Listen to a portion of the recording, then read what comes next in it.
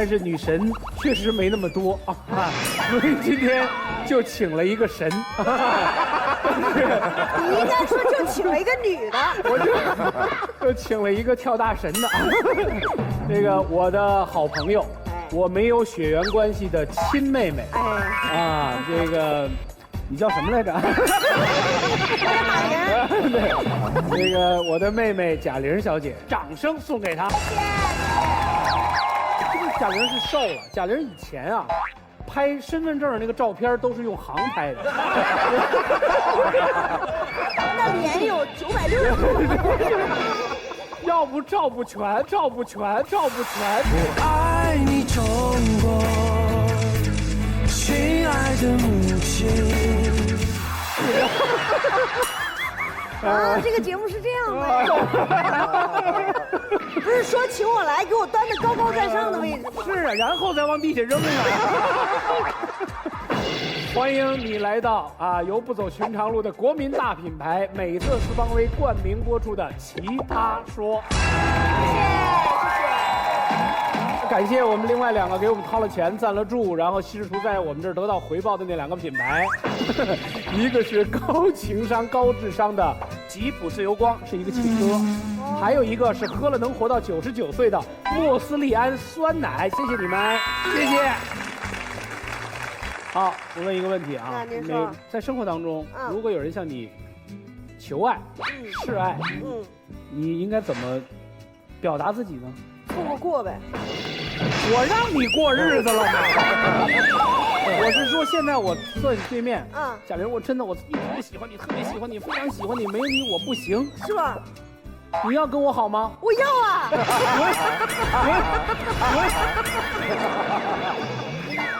哥，你没那么爱我，没那么爱我都多大岁数了？好，我是白凯南。哎呀，这样你就明白了吧 ？OK。你会怎么真事儿？怎么说？该干嘛干嘛去吧你。直接给是吗？我跟康永哥已经那啥了。这样。我已经有另一半了。那我以后在江湖上怎么混下去？康永哥遇到这种情况会怎么办呢？永远的就是转移话题。康永哥，我好喜欢你啊！没有你，我真的活不下去。I think I love you.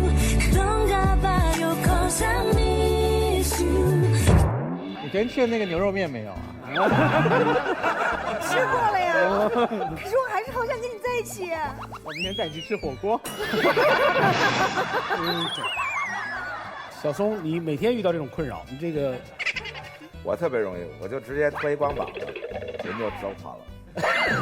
怎么你的胸部有什么利器吗？我那左青龙右白虎了，这是老牛在当中。什么意思？就是推光膀子肯定就不是人家想象那种beefy的，你知道那样的。没有哥，你误会了，你不脱我们也知道。不是，人家连你这张脸都接受了，你推光膀子能把他吓到哪儿去了？没有，他的意思是说，就是推光膀子可能就吓到女孩了。女孩说啊，不要发展的这么快。以进为退，以进为退，对，逼对方一把，然后让他退后。我曾经也在小树林里跟男孩表白过。我们不在意，不用说了，不用说了，好，自己记住就行了。好，那我们毕竟是一个严肃的辩论节目，而不是一个相亲节目，你看得出来吧？我看不出来严肃啊。好，让我们来看一看今天第一道题目，有请友情领衔、不收稿费、全情出演的女神贾玲小姐。我要你钱，看你吓的。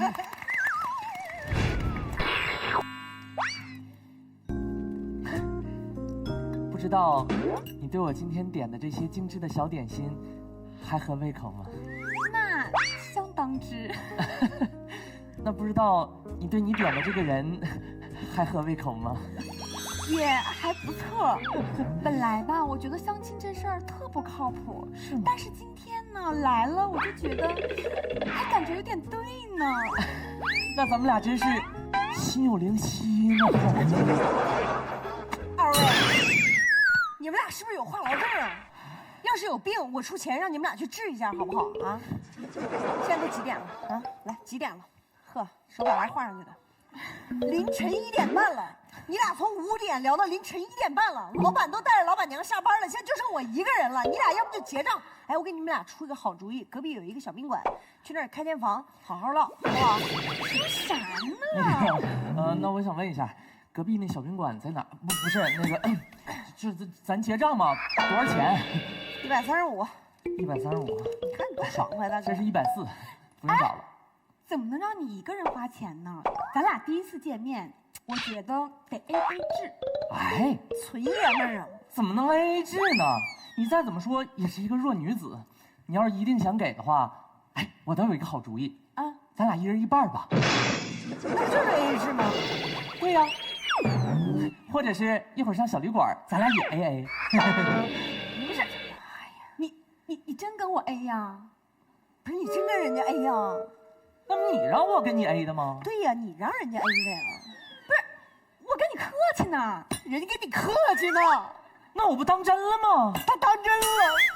有你啥事儿啊？咋了？我这不是等着结账吗？你们到底 A 不 A 呀？不 A 我拿了啊钱。不是你一个大老爷们儿，啊，你个大老娘们儿，你不 A 了好吧？不 A 了，怎么就140不用找了。不是？哎，不是你撂钱你就走是什么意思？到底 A 不 A 了呀？哎呀，大兄弟，你就知足吧，这不挺好吗？啊，这女人心海底针呢，这是。有一女孩陪你聊了好几个小时的天儿啊，你还白吃一顿饭，临走我还给你5块钱，来。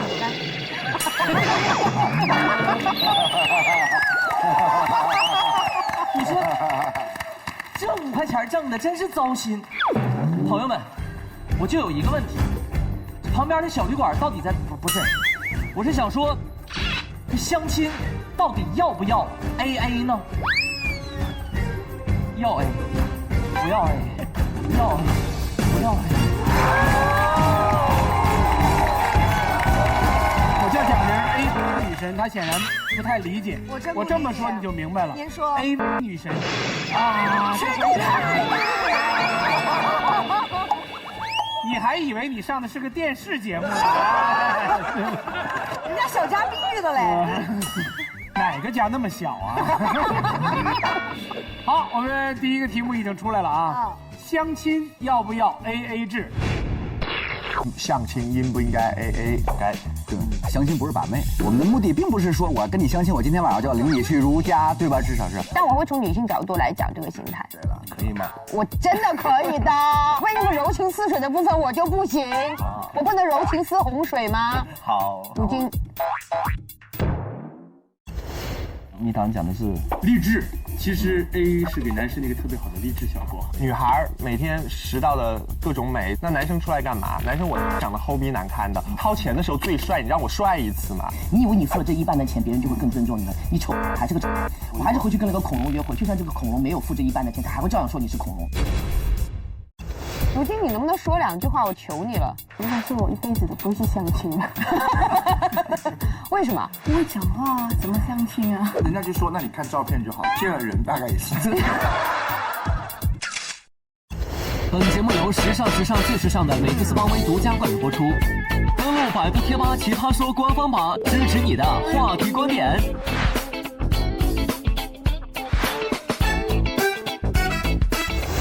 场上一共16位奇葩，你们参加过相亲的举举手。哎，有一个。举啊，把那手举起来。对，好，你看没有？只有长成这样的才会去相亲。好，现场观众可以用红蓝键来选择，你觉得相亲要不要 AA 制？红键是要，蓝键是不要。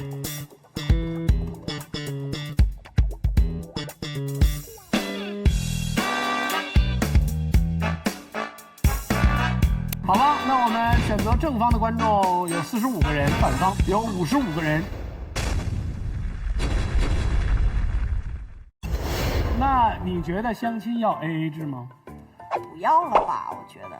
谁出钱啊？男的嘛。OK， 好，我觉得 AA 制吧。OK， 那我就不要吧。我又不跟你相亲，你啊是不因为你在我心中的形象是一个绅士，因为我觉得绅士肯定会说，哪怕是跟我相亲了，你也会说哦，虽然我不太喜欢你，我就是不想在你心中当一个人。一点形象都没有吗？这么说吧，相亲也不会跟你啊。这是女神的位置吗？好，那我们正反双方现在看起来支持反方的人多，由正方第一位选手开始，谁呀？我还是我。好，金野你请。OK， 我们这边的观点是，相亲一定要 AA 制。为什么呢？因为各位啊，相亲它不是约会，不是约炮，对吧？相亲的前提是我们要以婚姻为前提啊。所以，不管是男生还是女生，你们坐在一起开始相亲的时候，你们的地位是平等的，你们之间的关系是陌生的。我不知道你的口味，你也不知道我的饭量。我们到底要点什么东西吃？我觉得这种时候还是要平等、互相尊重，以 AA 制为原则来。当你相亲的对象掏出钱来的时候，当他替你买单之后，从这一刻起，你们之间就不对等了。就算以后你们走入婚姻的殿堂了啊，他还会提起来当年咱们相亲是我买的单，甚至以后你们生活中所有东西这都是这男生买的单，那你还有你的话语权吗？亲爱的女生们，你们要好好的想一想。我希望各位女生以后在你们的另一半的心中，永远是那个无法用所谓的价值来衡量，永远是最重要的人。如何成为这一点？第一步，相亲时从 AA 开始。好。哦，你挣票了哎，支持他的摁红键，对，支持他的摁红键。我们来看一看，涨10多票，10多票。好，对面谁先说？艾丽。我给你介绍一下，艾丽这位选手，她的名字艾丽，她的姓按照汉语的习惯叫草叉爱。草叉爱是什么？就是我是一个少数民族，然后我今天是用汉语再去辩论，全名是努尔埃迪阿布里兹，所以我要是说错话，您要照顾我一下。你是来自莫斯里安的吗？我打算活到99岁。在座的所有女生们，你们都非常的美。将来如果有一个男的给你说，我给你买过一顿饭，以后你就是我的人了，我告诉你，啪一巴掌抽过去，太不要脸了！怎么能是这样的？买一顿饭你就能把我买了吗？简直是瞧不起我。但这顿饭，我认为还是要男方买单的。说实话，今天呀，我站在这边。没有任何的犹豫，我觉得打死都不能是 AA 制，一定要男方买单。为什么呢？因为如果我选择 AA 制的话，我回到家肯定被砍死啊！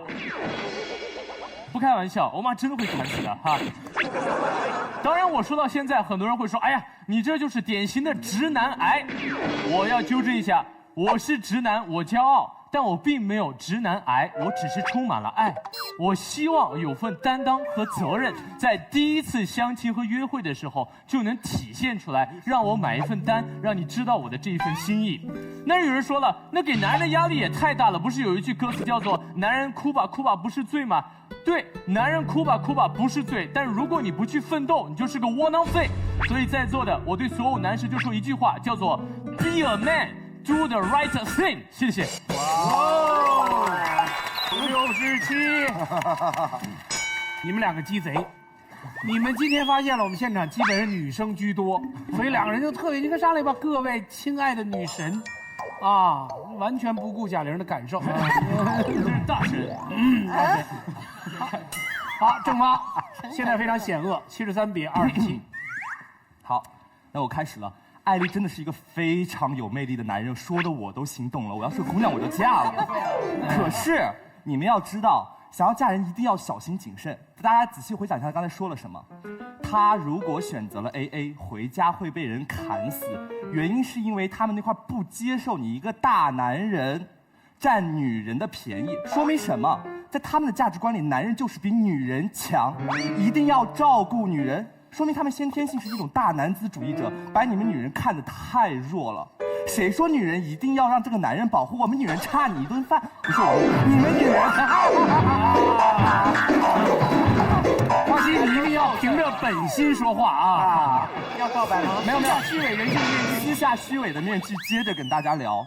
现在是什么社会啊，女同胞们？需要这一顿饭钱吗？像我们马薇薇女士，明明一个可以靠脸吃饭的女人，还活得这么坚强。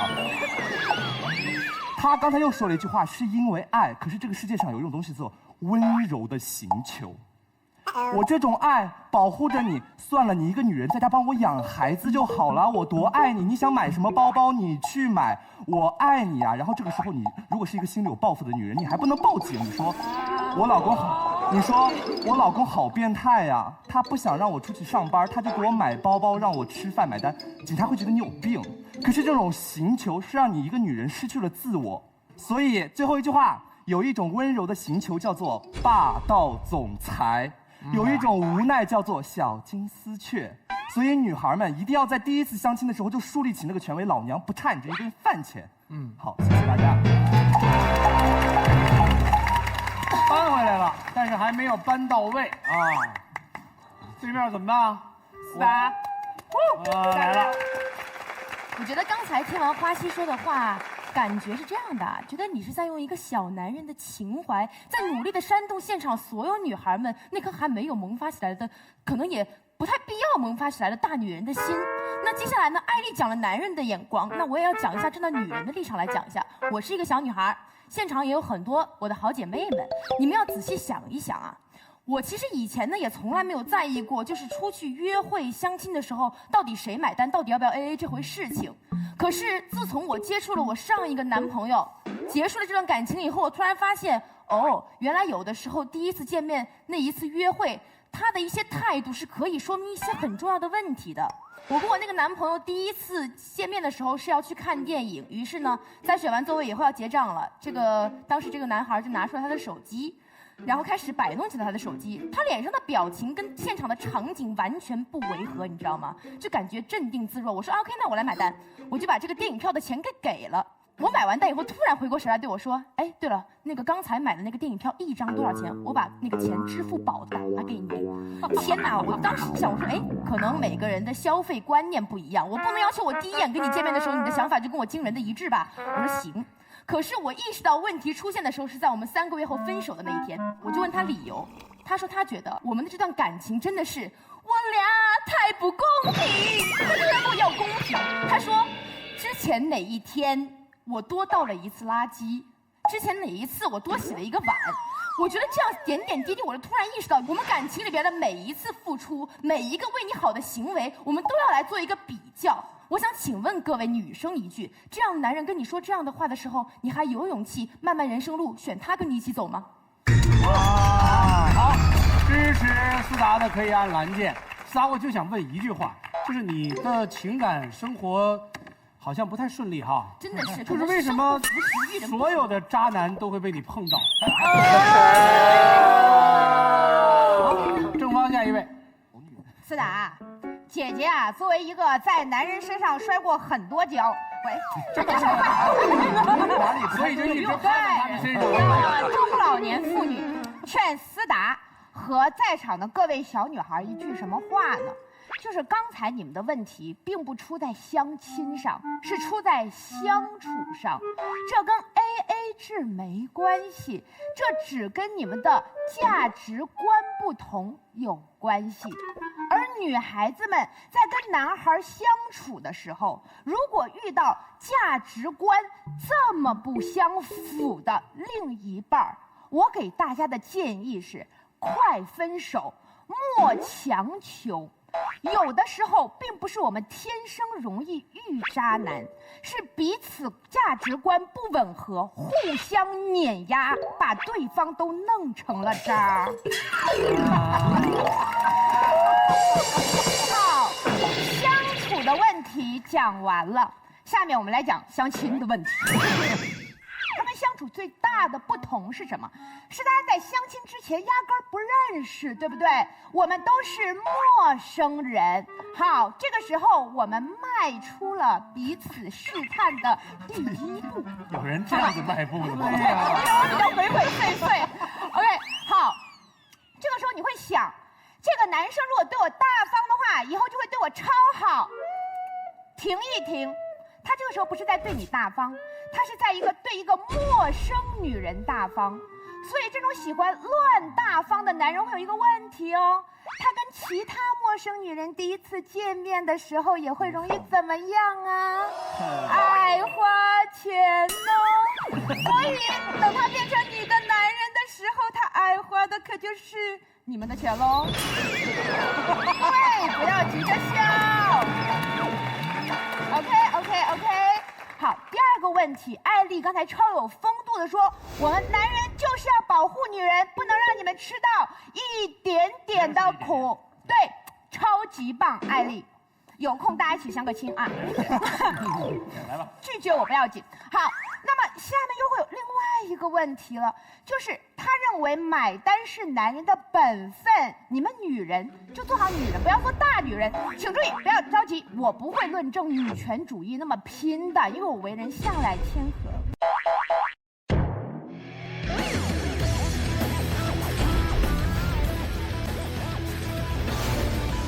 所以我就需要你一辈子不离开我，养条狗啊，养条狗啊！我只是要论证什么呢？请注意，众男人他没有把你当成人，什么意思？他爱你如爱猫猫狗狗，你知道吗？他会照顾你吃，照顾你喝，照顾你拉，这个有点难。总而言之，他会把你生活的方方面面都照顾好，而你只需要回馈他一样东西，这样东西听起来超甜蜜、超诱人的，就是取悦他。可是各位，因为你肯定能做一些猫猫狗狗做不了的事情。对，有的猫猫狗狗也能，只要经过训练。OK， 好。可是各位，你知道吗？爱情中，女人最希望获得的，并不是取悦这个男人成功，是让他能够欣赏你作为一个独立的人存在。你不取悦他，他依然爱你；你露出缺点的时候，他依然爱你。这个时候，你才起码不是大女人，是一个人的存在。所以第一步，当我们还是陌生人的时候，让我们先划清界限，让你看清真面目的我，让我看清真面目的你，这才是我们对彼此最大的尊重。你们可以开始投票了，谢谢。好，很棒。谁给你鼓掌啊？你站起来给自己鼓。我要说，我来自一个很大的城市，叫上海。我们上海的这个城市呢，是除了美国、西方这种国家之外最流行 AA 制的一个地方。但是我们上海女人约会从来不 AA 制，为什么？我爸妈把我生得如此貌美如花，我跟着你约会你是赚了，你知不知道？你还敢问我要钱？你疯了吧你！我长到34岁，少吃多少顿饭，为了保持现在的体态，你知道吗？我多不容易，我双眼皮割了多少钱？我让你花钱了吗？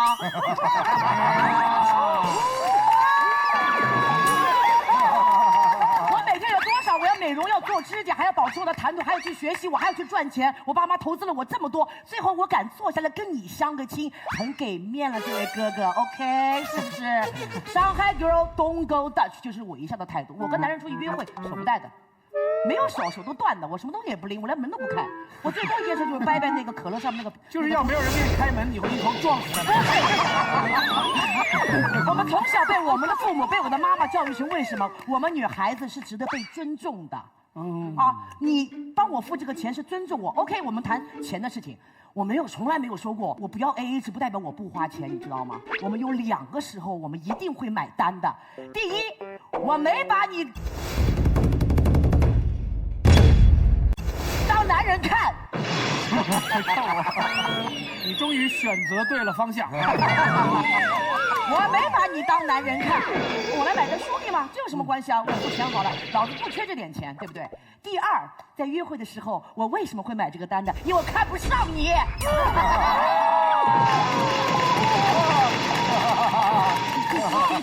看不上你之后呢，就拿这点钱就解决。为什么我会想到一个问题？因为我妈告诉我的，人呢都有生活经验的。我们相亲都是别人介绍的，回来打个电话，哎呦姑娘啊，你相亲相的怎么样？哎呦这个男人要跟我 AA 制，人渣。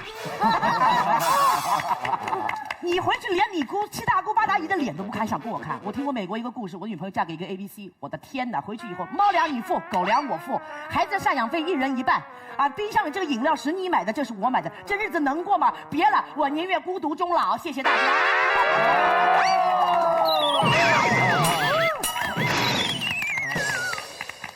超棒，超棒啊！我觉得。花溪我就不管了，那个金主轩，你坐在这个阵营里面，真的是想死的心都有啊！来吧，言语之萌萌哒，萌萌哒，有劲！刚才甜甜姐告诉我们，她长得貌美如花，花了钱再割了个双眼皮，给你去相亲还跟她要钱。可是各位，刚才马东老师问我们，现场哪一个选手去相过亲的时候是长得最独特的？我们的选手举手去相亲，代表什么？相亲一般你要去相亲的时候，代表是什么？你在市场上面很难找到伴侣，所以我们要用独特的局面帮你制造。就比如可能是我要去相亲，这时候你觉得那男的会觉得我是一个貌美如花、割了双眼皮出来的吗？所以真的是所以不会看到林志玲去相亲，也不会看到薇薇姐去相亲，他们是不需要相亲的啊，这是第一。第二，他说相亲嘛，凡事算得斤斤计较，讲的是公平。我没有讲我们去算相亲，如果我去麦当劳相亲，也没有人会去麦当劳，可能我会去。我们买薯条要算我吃了15条，你吃了15条。我们的 AA 制不是讲，我们讲要 AA 制，不是为了公平。你要知道，相亲主要是去做什么的？是吃饭的。对不对？这是一个饭局嘛，是不是？如果你相亲的话，是你买单，我怎么敢点那么多呢？叫我唯有吃什么？吃生菜啊，吃沙拉那种前菜特别便宜的那一种哦。所以相亲每次都吃不饱。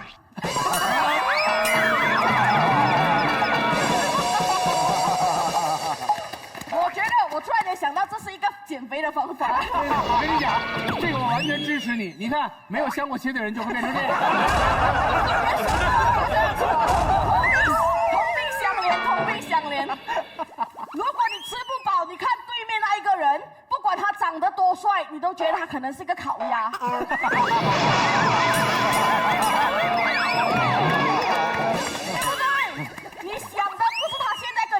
他做的什么职业？你想的可能就是那一个饭，你想吃真正想吃的东西。即使他带你去多好的餐厅，你点的还是生菜的时候，你也只是想，哎，我应该下次再来自己点菜了，是不是？如果你点很多，你很大胆点很多，这时候问题不是在你身上，是在男方。不管你长得多么貌美如花，他看你的都像个账单。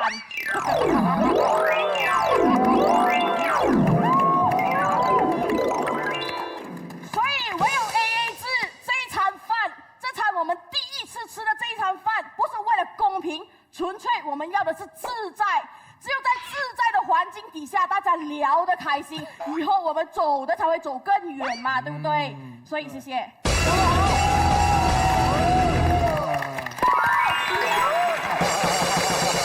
好，现在是50，哇，又回来了！我现场的观众，我太爱你们了，你们。耳根子太软了，他俩说的真的是特别好，特别啊！颜如晶是被逼的没路走，变出这么奇怪的状况，真的好啊，太惊人了。他相亲的经历，一个人看一个人像烤鸭，另外一个看那个像账单，哇！好吧，潇潇。哎呀，亲爱的如晶宝贝呀，你再这样，你再这样，你真的找不到男朋友了呀！谁天天谁抱着一个要去吃饱的态度去相亲的嘛？你是要去找男朋友、找老公的好吧？你刚才还说你还说去麦当劳，我接着麦当劳跟你说，我们不分薯条。比如说我一个男生，我吃2个外带全家桶，你吃2根薯条。好，我现在要跟你 AA， 你答应吗？大家好，我是一个农民，我爷爷奶奶呢是地地道道的农民，但是呢，我是一个不合格的农民。我直到前几年我才知道，我们老家的特产不是韭菜，而是水稻。但是我每一年看你这个鞋和这个裤子的样子就知道，你刚从稻田里出来。我有这个插秧的天赋。那我每一年我回老家，我要做什么事儿呢？因为他们觉得我特别容易调和气氛，每次让我去陪我哥相亲，当免费的暖场小公主。好，小公主。每一次陪我哥去相亲，我哥在外地打工啊，没多少钱啊，必须点一大桌子菜，几个人绝对是会浪费，但是就是要看上去这个场面好看。为什么？因为在我们农村，大方是对一个男生非常重要的美德，因为他们回家就是要娶妻生孩子盖房子的，所以他要在第一时间让这个女生看到他的态度，他是一个大方的男人，他是一个有担当的男人。刚才呢，花溪已经站到了女性的这一方，那对面呢就只剩下金老师一个纯爷们儿了。金老师刚才要求平等，你帮帮忙好吧？我们的女性朋友们出来给你约个会，化妆不要钱啊，买衣服不要钱啊，什么不要钱？你要求平等，坐在你面前，你看看你那个德性，你跟一个大美女吃饭，你还要平等。所以我要告诉大家的是，我们适当的时候要给一个男人嘚瑟的空间，因为一个男人他是要面子的呀，朋友们。你们负责美，我们负责给，你们冷艳高贵美，然后我们呢？不高不帅，你们让我们炫下富嘛？我都娘成这个样了，我都不想 AA 制。你个纯爷们儿，你还 AA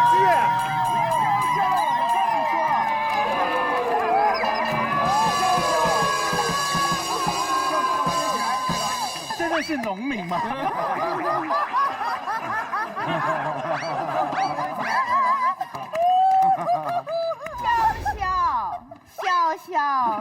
笑，你可真是个纯爷们儿，还真不是。哎，你们发现没有？对面的纯爷们儿，他们照顾女生，你负责美，我负责给，他们给多少？135。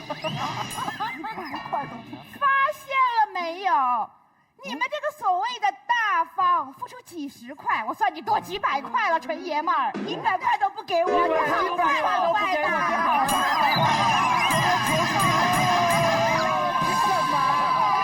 还要欺负我？冷静一下，什么意思？100块都不给的意思是你只要100块啊？面子也太便宜了，你们也太便宜了。我们女生不，大哥，忽然有一个男人走过来照顾你，说，哎，郑老师，以后你就归我照顾了，给你100块。这叫什么？这叫什么？收费就收100块。我不是说人不能卖，但是会不会便宜了一点？没这么廉价好吗？100块都不给，这是一件好事吗？所以，我给各位女性朋友的建议是。我们可以负责美，你们男人也许也可以来照顾我们。拜托，你花100块照顾谁呀？不要跟我说什么100块都不给，你的100块，老娘不要。亲爱的薇薇姐，我想提醒你一下，不是我们不给，是我们要给，你自己嘚瑟你不要啊！你给男人留点余地好吗？我要告诉你，我们出来吃饭，女人，男人看的是女人的脸，女人看的是什么？男人的风度啊！这个时候我吃完饭了，我说，哎，那个你就点了一盘生菜沙拉，但是我还是要给你 AA， 这样男人你敢要吗？如晶，你说给生菜沙拉的钱呢？你要搞清楚 ，AA 是我们分平分。如果你给钱了，这就是我只值一盘沙拉钱呢。是，你懂吗？不过，哎，看来你真的不懂。不是，亲爱的，你给啊，你请啊，你请啊！要让卢晶说一下，刚才站起来摆了一个姿势，又坐下了。那卢晶说，是谁跟你说相亲是为了吃饭的？他想象的，他想象的。难道相亲是在电影院之类的地方相亲？反正我懂你的意思，你就坐到餐桌上，你就要吃饱就对了。对，我不是因为要吃饱，所以说要 AA。我是告诉你，薇薇姐的意思也很简单嘛。如果你相亲，你给了100块给我，就我要负责美给你看，就是说喂，我不会讲出口了，我就只值100块吗？如果你今天讲你请了我吃1盘沙拉，这就是我只值1盘生菜沙拉的钱吗？所以说还是各自教自己的菜，大家自在。亲爱的，刚才你们都说到这个问题了，就是我们相亲的对象，要么是亲人介绍的，要么是朋友介绍的。金老师自己也说到了，不是手机摇一摇摇出来的。我们不是约，别把自己搞得那么下贱。我们请你吃，不管是100块、200块还是1000块的东西，我们不是说买断你这个人，让你今天晚上跟我们回家，就请你吃个饭，就这么简单，别想太多。我也只是给钱而已，不要想太多。可以了，好。你还敢出去相亲吗？我好爱这个。那我把它许配给你吧。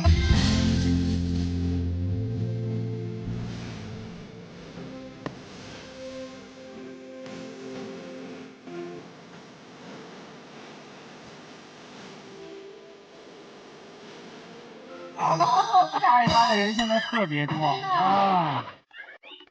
舅兄，你们好像目前处在劣势哦。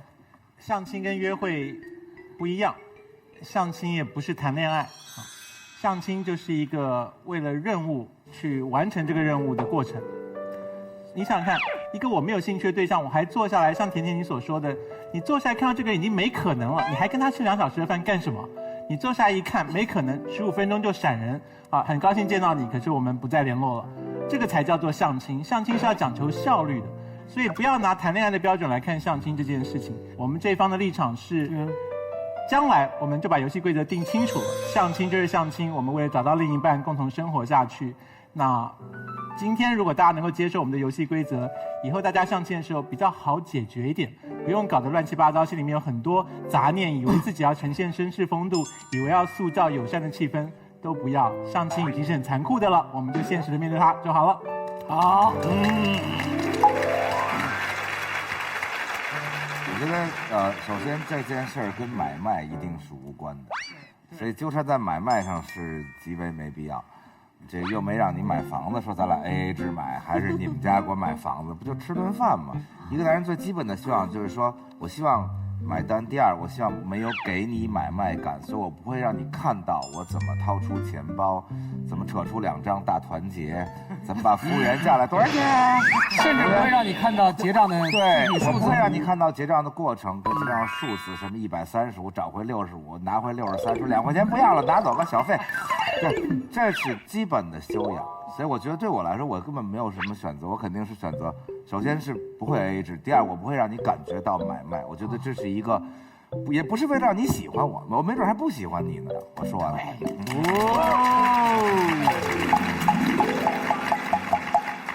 好，我们现场的所有观众可以根据你们刚才对双方的评判，来最后选择你们的立场。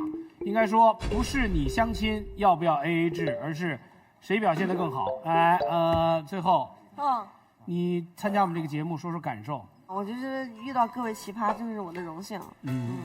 没了。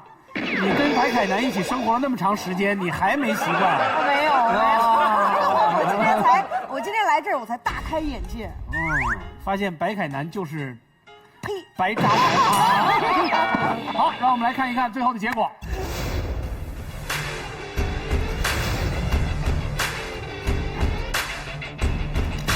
反方胜。因为如果我选择 AA 制的话，我回到家肯定被砍死。每一个为你好的行为，我们都要来做一个比较。你还敢问我要钱？你疯了吧你！你个纯爷们儿，你各位，艰难的时候到了。正方4位当中有1个人会被率先淘汰，3位，请写下你认为谁该被淘汰的名字，写题板上。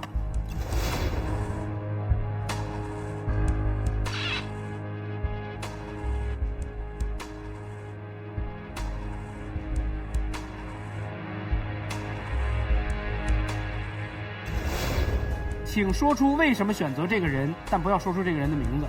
因为我很喜欢有特点的人，凡是对我有记忆点的人。因为刚才有8个选手。你说的是有点的还是有记忆点的？把这个词儿还是说清楚。细节，就是今天，今天就是能够让很有特点的人，我会记住的人。OK， 好，小松兄呢？这个阐述自己的理论或者准备好的东西能力都已经差不多了，在这儿拉平了。但是我觉得关键是在对战中，迅速捕捉对方的弱点，立即能予以回击，这才是一个好的辩手。这个我看到阐述完了，自己就坐那儿，从此就不再发言了。我觉得这个，那我们不是请一个 CCTV 播音员来是吧？我们是要我们 CCTV 招你来。东哥他骂你。我们是要有在对战中要有迅速捕捉以及反应的能力，才好。康永兄，我今天挺高兴的，就是八强真的有露出强的气质来了。他们的确这件事情这么小一个题目，其实双方各自辩3轮已经差不多了，所以到第4轮还能够找出一个角度来，我觉得很不容易。尤其颜如晶那么诡异的角度都跑出来，我觉得太奇了啊。那我选的这个人主要，我觉得他已经够资格列在8强之中，可是相对来讲呢，煽动气氛的能力，就我从这个角度出发。好，来3位请亮题板。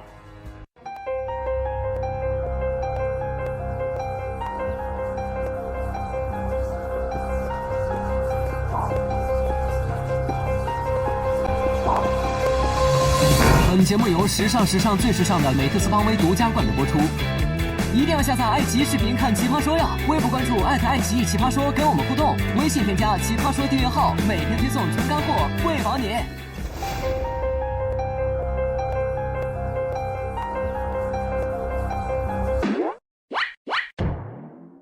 对呀，A、B、C、D 嘛。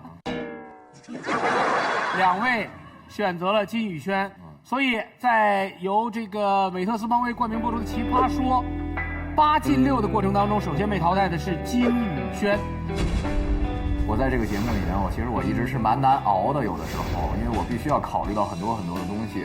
但是我觉得人生除了苟且之外，还有诗和远方。看一看这一期的题目到底是什么？在漆黑的海面上，有2艘船被大魔王困住了。第1艘船上关押着场上16位奇葩和现场100位无辜的观众，另一艘船上关押着女神贾玲。大魔王密谋了一个邪恶的计划，他在第1艘船上放了一个按钮，如果按下它，116人可以获得自由，而贾玲的船就会爆炸，船毁人亡。如果不按，20分钟后第1艘船就会爆炸，奇葩和观众就会葬身大海，无一幸免。现在按钮摆在了你们面前，如果是你会不会按呢？我认为100个人命比1个人命值钱，因为这个时候已经看不出谁的附属价值更高，只能赤裸裸的看数目了。可是我认为众生是平等的，1个人的生命和1000个人的生命是同样重要，我们没有资格剥夺任何1个人生命的权利。要不然你就杀1就100，要么你就杀100就1，然后你都不承认，对不对？那你都不承认，你就是啥都不干。你啥都不干，你就是一个没决断的人。你让我决定去杀不杀他，杀只鸡都不敢，我怎么杀人嘛？本节目由时尚最时尚的美特斯邦威独家冠名播出。一定要下载爱奇艺视频看奇葩说呀！登录百度贴吧奇葩说官方榜，支持你的话题观点。微博关注爱奇艺奇葩说，跟我们互动。微信添加奇葩说订阅号，每天推送纯干货，喂饱你。今儿要不要为了救大家，炸死贾玲？而你们当中，只有7个人，7个人有权利发言，他们刚好分成了2队，就是今天的红蓝2队。红队选择的是要炸，这4位选择的是不要炸。不要炸。看看我们全场所有的观众能够被他们哪一方来说服，看看我们拿着手机和 pad 和电脑前面的观众，谁会被说服。大家注意，贾玲爆炸的时候，那效果是比较大的。不是，我怎么感觉不像船？你知道，我感觉这艘船能容得下118个人，这艘船只够坐贾玲1个人。关键是，关键是心里怪怪的。这是2艘一样大的船，吃水还一样，吃水一样。我们全场观众，你现在可以用这个时间来选择你现在的立场。贾玲，你虽然在遥远的那条船上，算了，你还是别说话了。你让我自己选，我也有选择的权利吗？你想一想立场。然后你们这是做个比方，不是真的。这个节目是个真人秀节目。怎么的？如果大家的意愿有那么强烈，我们会实现你们的愿望。今天科技很发达，炸的过程可以用 CG。对，不是来当女神吗？你以为为什么把你安排在这一期呢？就是你是可以牺牲的那个女神。啊，那小松，我就不炸了吧。我今天坐太近，我怕我说炸了他。我模仿过你。对，你怎么模仿的？就是那阵儿，就是模仿，在那个东方卫视的时候，看人表演节目，人演的不好，你下去。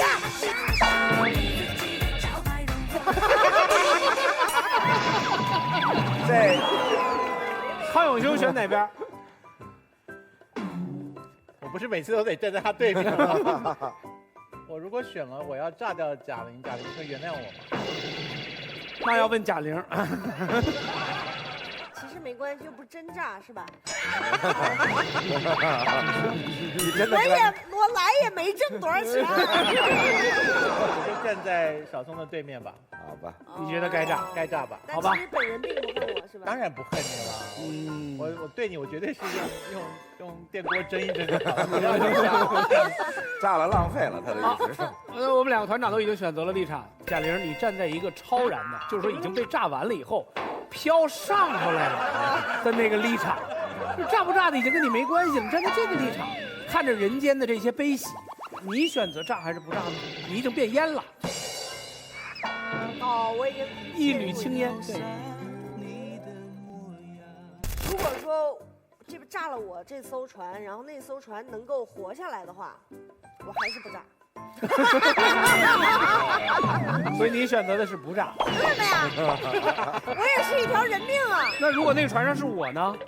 那更不炸了。那我们正反方，我们看一看，现在是63，定格在比37。反方处于劣势，反方先开始。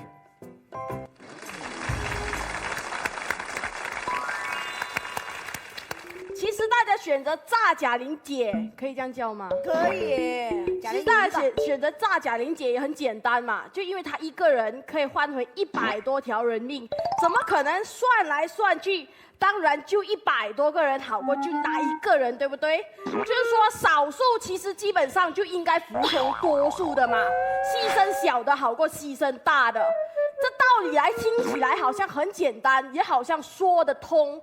可是大家仔细想一下，凡事都应该是少数服从多数吗？假设我们去搭一辆德士，这里叫出租车，对，我是马来西亚人，在这里我们搭一个出租车，里面最多可以坐4个乘客。这时候我们说，我们来投票，看看我们要不要给钱。4个乘客举手给，司机举手应该给，这样我们是该给还是不应该给？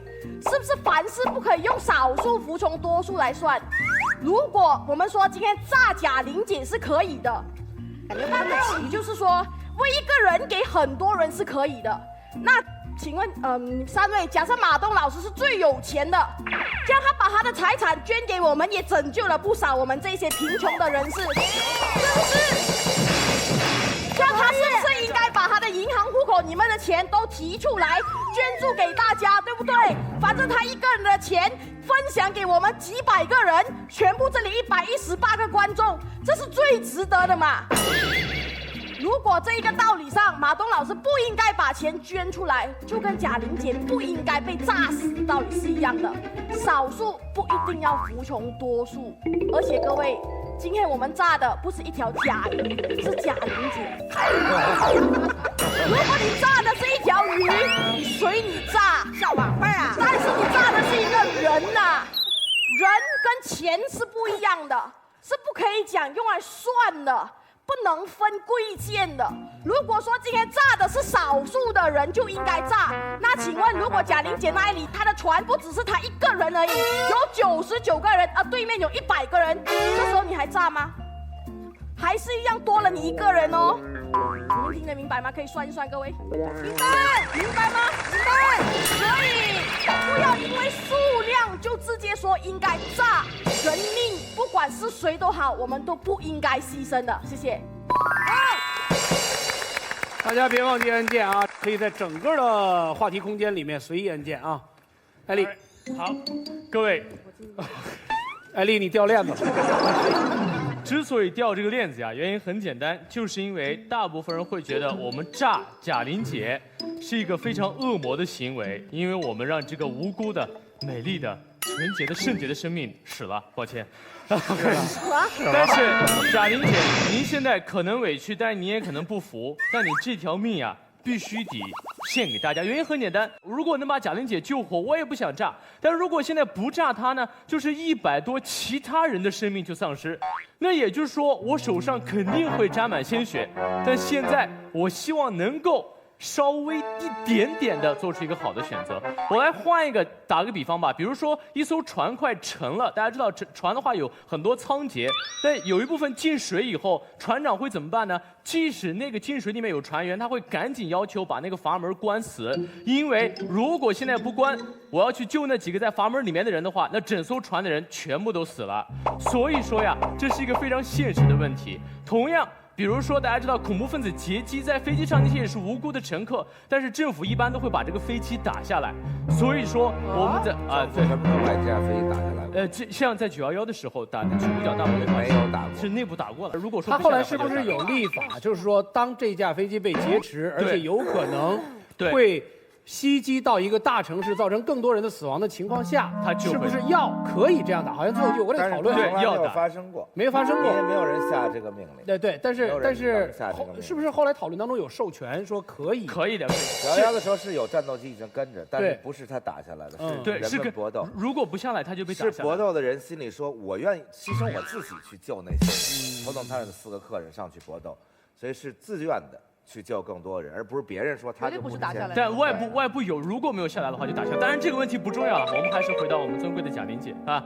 但我认为这个时候啊，就算牺牲了她，我也会给她做个雕像啊，因为她是个人。当然需要很多。立个碑呢还？立个碑。来，我已经立在这儿了。确实是这样。生命确实没有办法拿数量去衡量，但现在我希望最好的结果是，既能救出贾玲姐，又能把这108人全部都保下来。但我相信，在这个时候，即使是飘在天上的贾玲姐，心里面也会想一下，已经死了啊，对，没有，还没死，也会想那个案件还是值得的。所以，贾玲姐非常抱歉，我来做这个罪人，但是为了大家的利益，你必须牺牲。谢谢。鼓掌，现在是55比45，反方。我想请问各位，你们在生活当中被人利用过吗？利用的滋味好受吗？我被利用过，我知道被利用的滋味非常的难受。在之前，我有一个非常好的关系的一个闺蜜，我们俩关系特别的好，而且我们是在一个班一起学播音。在一个机会摆在我们面前的时候，这个机会平台非常的好，我们都在很认真的准备。但我们俩的面试不是同一天，她是第1天，我是第2天。第1天她面试回来的时候，晚上突然肚子疼，我手忙脚乱，照顾她一整宿没有睡觉。第2天顶着一晚上没睡觉，我就去面试了，状态非常不好，理所当然。最后我没有获得这个机会，而她获得了。本来是想祝福她，但故事到这里也没有完。后来我是听别人告诉我说，哎，她昨天回去时候好端端的，怎么会突然就肚子疼？我后来质问他，他迫不得已说出了实情。他说他在装作肚子疼，因为他说他这个机会对他很重要。我当然知道对你很重要，可是那一瞬间我的感受是什么？我愤怒，我委屈，我不服气。你把我当做过你的朋友吗？你在利用我的感情。同样，感情被利用都是那么令人难受的一件事情。生命是什么呀？我们的父母把我们生下来，是为了让我们延续生命，好好的努力的活下去，让我们活出个样子来，不是让我们生命诞生的时候是为了被利用的。朋友们，是一条活生生的命。今天你可以被利用，今天贾玲姐可以被利用，哪一天如果是你们被利用，你们怎么想？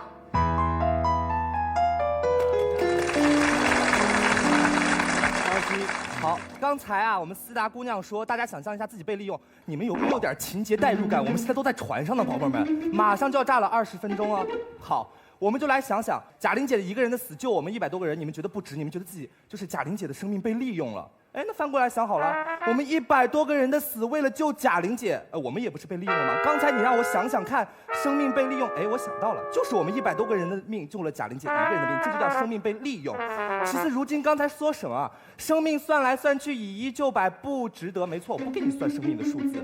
可是今天我们所有人都在船上，情况紧迫，这个时候需要有一个人出来担这个罪名。这个人也许在你们看来也许很残酷，没有任何的道德观念，可是这个人宁愿担你们的骂名，宁愿让贾玲姐已经死了，不会记恨终生，应该是宁愿让贾玲姐的家人骂她一辈子，她要把这个剑按下去。因为什么？因为她爱你们，也不是说爱你们，爱生命。不是你们高颂生命可贵吗？没错，生命可贵。给你们大家讲一个大家都看过的电视剧好了，《神雕侠侣》。当金轮法王把郭襄绑在城头上问郭靖的时候，你要么开城门把襄阳城给我，要不然我让你的女儿死在这儿。郭靖说了一句话：姑娘大宋好儿女。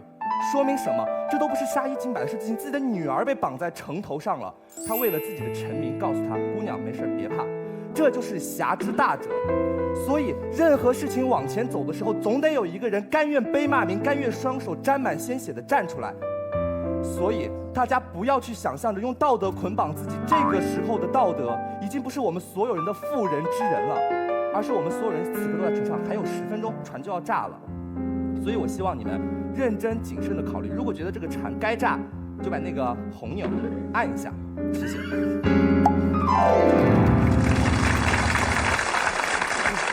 不哭好，我看你一直在摇脑袋，我看那边摇的就更厉害了。谁摇最凶，站起来说话。这帮让我寒心的人啊，真是！我看到第一开始，先别鼓掌，一开始的数字竟然只有26的时候，我觉得心特别的寒心。这就是我们未来祖国的花种。因为你们站这条船上，因为你们站的是那100多个人，而你们每一个人都不是贾玲，你们就要站着说话，你们不腰疼。今天你坐的这个位置，你试试看。如果这个游戏我们是真人秀，在美国一样，啪拉起来，我们现在所有的背景全部换，就在一条船上，你们心里是怎么想的？你是说我们节目组没钱吗？我告诉你，虽然我们做不了布景，但是我们还是可以真的把它炸了。知道吗？刚才我在听对方这2位辩的时候，我心里就觉得说，我在目睹什么呀？我在目睹一场血淋淋的集体谋杀案。你们所有的人坐在这里，竟然讨论是我怎么把他给杀掉，才能救我们自己。你先别发声音，没轮到你发声音，我告诉你啊，我气到现在，这是个什么好的伟大的辩题？这是一个悖论，到现在没有人能够解决出来的问题。今天我们讨论是如何能说出你自己，说高大上，说生命平等，谁都会说，一条生命怎么换1000条生命？这个东西不对的。我们人类一生下来就被教育成什么？是可以被牺牲的，这已经是很可怕的一个观点。而且在座的各位，现在刚才全部都认同这一点。你知道吗？今天把贾玲炸了，接下来你就是下一个贾玲，因为会有下一条船。你，马老师以后不叫马老师，你就是下一个马玲。我告诉你，我只要不是马铃薯，我就。你知道为什么吗？今天你站在我们这100个人当中，你笑嘻嘻，哎呦，反正也不是我，那炸好了无所谓的了，对不啦？反正我只要能活下去就可以了。那你有一天你是他呢？我知道一个很好的故事，一个很感人的故事。我们石油泄漏了以后，有个小女孩每天就去救那海鸥，每天都去救那个海鸥。然后她的爸爸就说：“你去救什么？这么来不及救呢？每天那么多人死。”他举起手上那个海鸥，对着大家说：“对他来说是有意义的，爸爸。”你们没有考虑过那个人的想法吗？贾玲是怎么想的吗？到最后你们是用利益和道德逼他自己自杀，你知道吗？他说不行了，你们都不能手上沾满鲜血，你们都不想扮演上帝，只能我死。你问他，他愿意死吗？凭什么我也死？我活下来，我爸妈养了我18年，凭什么我该死？就好比说，今天打个比方，我爸爸生了癌症啊，呸，爸爸。你刚刚说炸死我的时候，怎么不说呸？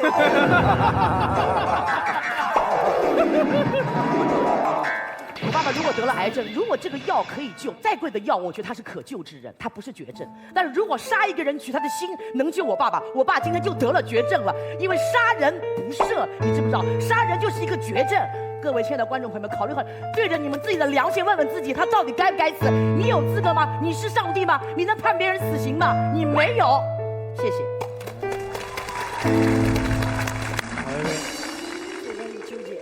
各位到底死不死？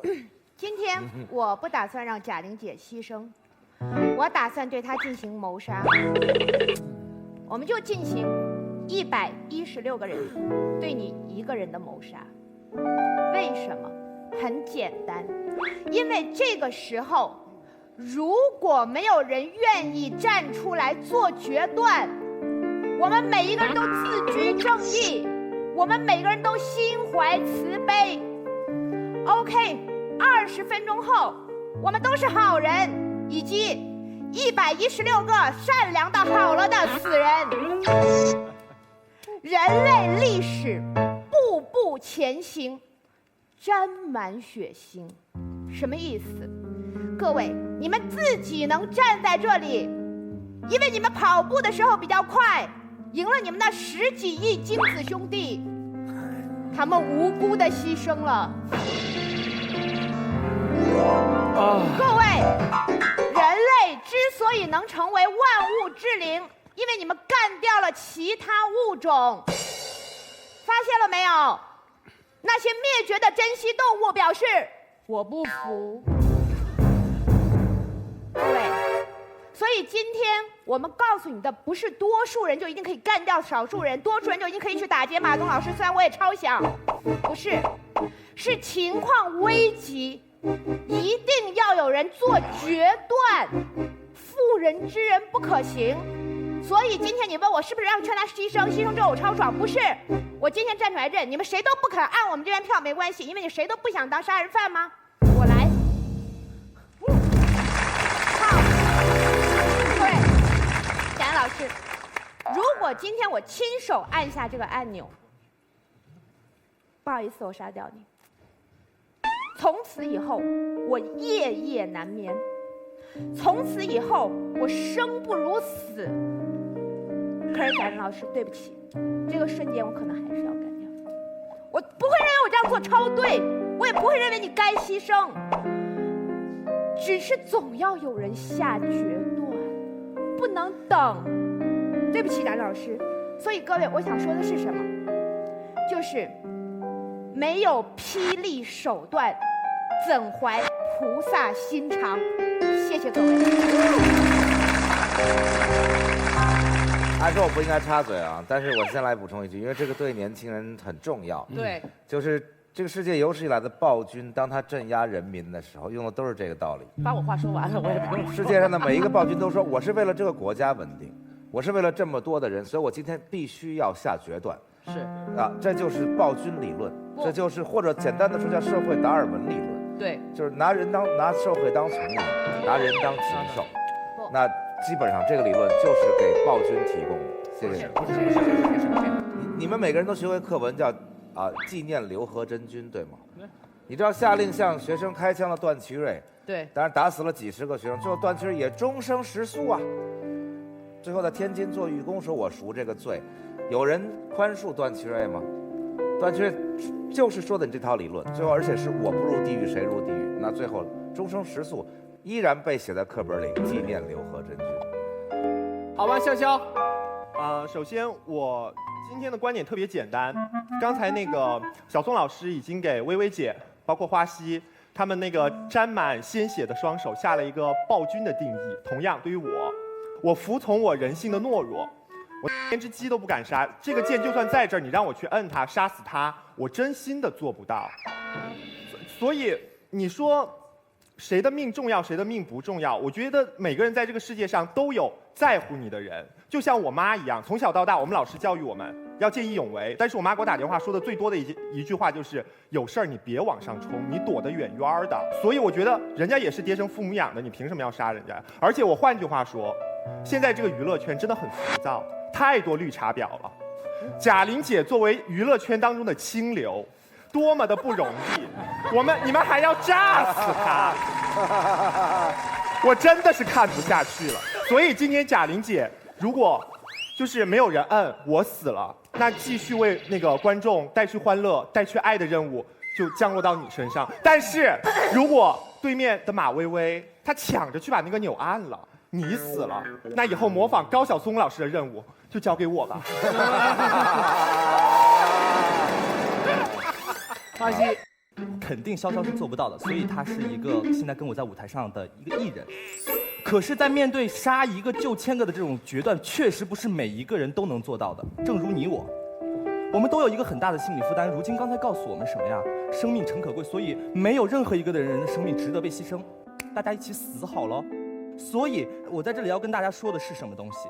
就像高晓松老师举的纪念刘和珍君，我们今天辩题要讨论的是，我们死了确实能救回贾玲姐，可是历史上很多事情都是幌子，这两个概念是不一样的。他纪念刘和珍君，他杀了他，可是他没有救到任何人，他只是满足了暴君个人的利益。可是我们今天讨论的不是这一块领域，我们要讨论的就事论事，就是我们死能不能救他，他死能不能救我们。不管今天他们对方说什么事情，都是在告诉你们生命诚可贵，我们承认。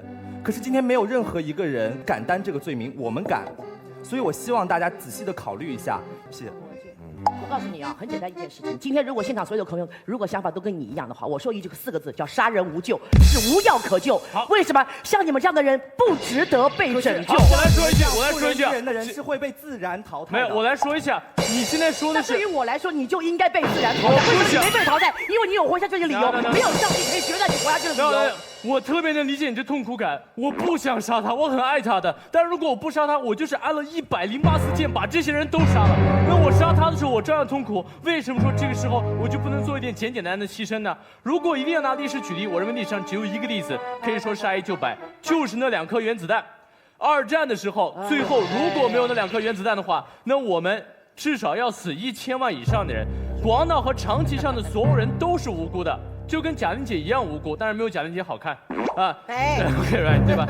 但一样的无辜，但是他们的牺牲换来了战争的迅速结束。我们现在之所以能站在这里这么开心的去说，确实是因为这2样东西。我很痛苦，我如果是下达那个命令的总将军，我知道我是恶魔，但我知道为了全人类，这次我要做一次恶魔，让历史给我真正的答案。谢谢。我只有一句话要说。好。非常简单的，潇潇，你连一只鸡都不敢杀哈，猪肯定也不敢了，牛也不敢了，羊也不敢了。我问你一个问题，你吃过没有？吃过鸡吗？吃过牛吗？吃过猪吗？好，我们讲完。贾粮。但是注意了，可以这样。总有人来杀，你是杀的受益者。我们愿意单骂名，你可以吃放心来，尽管骂，吃素不就得了吗？我要成立全球保护野生植物联盟了啊！你再这样，野生植物还有，让小陈记才来剪吧。小松刚才对这话题特别投入。整个话题其实我早想好了，但是有一些观点我怕对年轻人有不好的影响，对，因为那个是自古以来很多人的借口。甚至有人改变宗教，为了这个借口，就是为了救更多的人。那我们今天干点坏事情，我们今天杀几个人，等等等等。那对我自己来说，其实我不会说到这么高尚的地步，因为我觉得就事论事嘛。如果我坐在这条船上，我首先就是大家投票嘛，是吧？说杀不杀贾玲，我一定投票不杀。为什么呢？我给大家讲一个故事，这我说的完全是我真心话。我住在美国的时候，有一阵子我住在10层楼。有天早上6点钟，这完全是真实，我用生命担保。6点钟早晨火警，我从10楼只拿了信用卡就出来了。出来以后，因为美国人是习惯沿墙右边排着一排往下走，这边给消防队上来，所以首先大家没有乱挤，所有人都沿着墙右边下去。前面有2个老太太，特别胖，手挽手。我当时刚去美国没多久，我怀着从小我受的教育，就是救更多的人呐。还是说就我自己吧，再自私一点。我想扒拉开老太太就下去了，这对我们中国人来说太正常。我经历过中国当年的地震，79、76年的，那就是有人被踩在地上，但是那踩在人说我在救我妈呀，我在救我妈呀。我说你看到没有，下面那个是孕妇被你踩，那我妈呀，是吧？那我们总能想出各种各样的理由，救众生也好，救母亲也好，去牺牲别人。那我是受这种环境教育长大的，我就想去扒拉开那俩老太太。结果一看，所有的人，年轻小伙子也好，中年的汉子也好，都在老太太后面。老太太走特别慢，就沿着墙根往下走。后来我对我自己说：“我说我既然来到这国家，入乡随俗吧，是吧？大家没有一个人去推那2个老太太，而且是2个老太太啊！按说这活不了几年了吧？那我说我就坚定的排在那个队伍里，跟着所有人慢慢下楼，我们也没有死。但是那件事给了我特别深的一个改变，对我来说，所以我一定选择不去按那个钮。在大家投票的时候，为什么呢？其实我也怀了一个很鸡贼的心理，就是说，如果最后这116个人大多数都选择不去炸，那其实我可以很坦然的和大家一起去死。我不是开玩笑，因为我觉得人类还有最后一点光荣，是吧？和尊严。那如果大部分人都投去杀他，我还跟着大家一起卑微的活下来了。所以对我来说，两个选择都可以，反正我是肯定不投按这个按钮。这个人有一种从众心理，我一个人我可能不敢，那我跟100个人在一起，最后怀着对人类最后的尊严跟光荣死去，这个我还是能做到。就像我从那个楼上下来。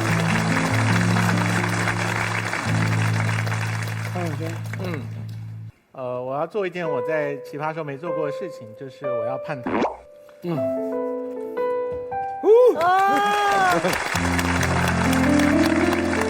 我要叛逃的原因跟范甜甜生气的原因很像哈。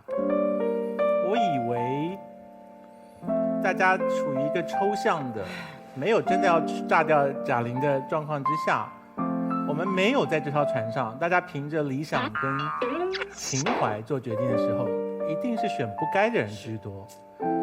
所以当我看到选该炸的人居多的时候，我吓坏了，所以我立刻就决定，这不是一场辩论，这是一次向大家传递关键的价值观的时刻。所以我当然佩服你们3位辩手选了这么难辩的那一方，可是呢，我就不惜牺牲我作为团长的立场，我得要传达这件事情，就是这当中有一个你们双方没有提到的事情，就是作为与不作为。你按下那个钮是作为，你不按那个钮是不作为。我们人最基本的底线应该要守住那个不作为，有所不为，有所不为啊。所以这个我们选这个题目啊，大家熟电影的人都知道我们的灵感从哪里来的。蝙蝠侠有一集，人多的那艘船上全部都是从监狱里面放出来的犯人，穿着橘色的囚犯服。另外一艘船上绑满了炸药，是一船的老百姓。囚犯这艘船的人在挣扎投票，要不要照大家的意思把那艘老百姓的船给炸了。因为蝙蝠侠那一集的坏人下的指令就是，你们这些囚犯如果不按钮把对方给炸了，到时候2艘船就一起沉。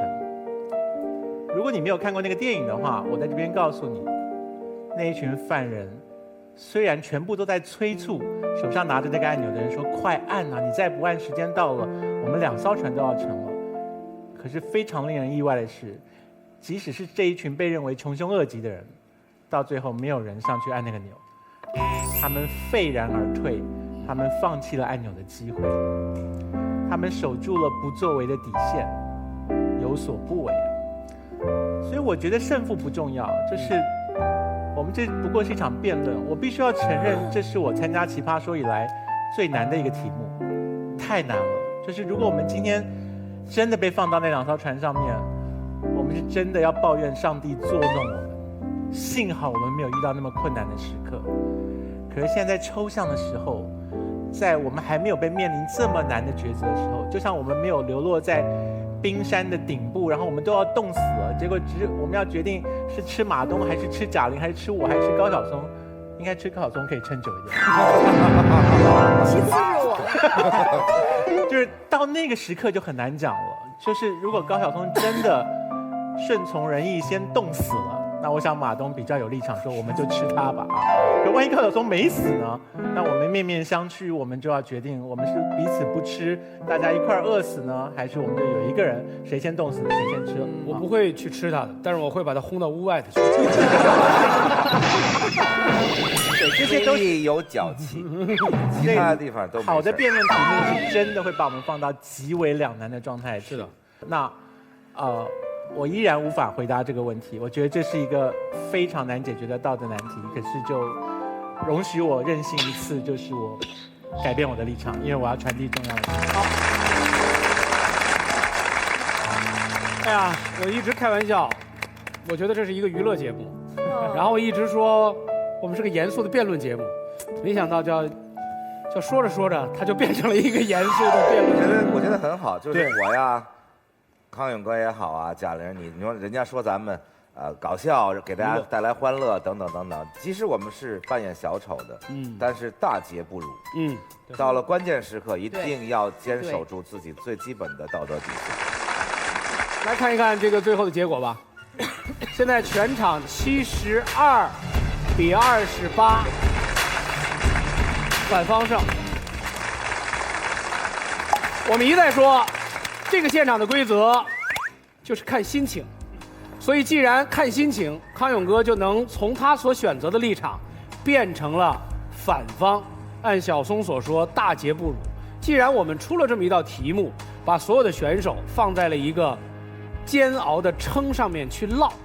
既然你们3位艰难地选择了这个立场，并且试图去找到角度，去支持你自己的立场，大家都经历了那艘船。我觉得他们很棒。这样，没有人应该从这艘船上被淘汰。我们本场不淘汰选手。我们进行了一场没有淘汰的比赛，但是我相信，除了淘汰之外，我们都获得的会更多。尤其是不走寻常路的国民大品牌美特斯邦威，以及喝了能到99岁的莫斯利安酸奶，谢谢你们，下期节目再见。再见。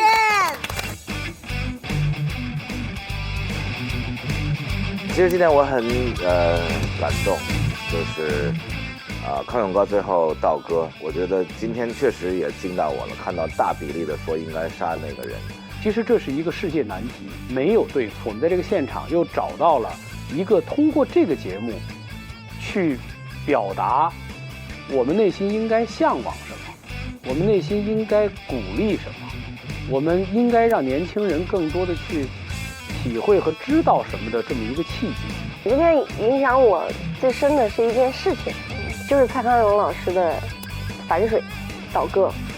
他宁愿去违背这个节目的规则，他宁愿做一个反复的人。我倒戈的那个动作，我根本不认为我能够真正去说服任何人。